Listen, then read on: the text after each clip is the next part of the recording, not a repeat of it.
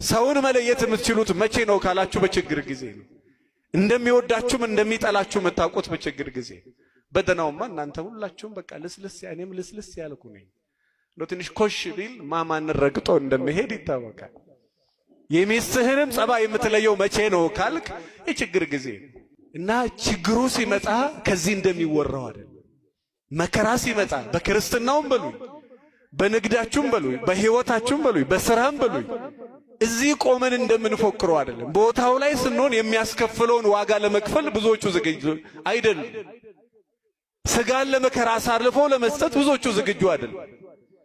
በዛ ደረጃ ይጨከኑ አይደለም። ያለ ደሞዝ ለማገልገል ያለ ገንዘብ ለማገልገል ያለ ወንበር ለመቀመጥ ዝግጁ አይደሉም። ለምን? ድፍረቱ የለማ። አቅም ይጠይቃል ወገኖች የመከራ ቀን ሲመጣ እና ደጆቻቸውን ዘጋግተው ቆመው ነበር።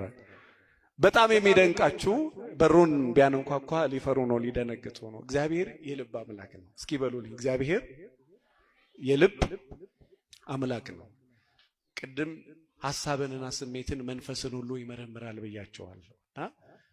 እንደሚፈሩ እንደሚደነግጡ እንደሚጨ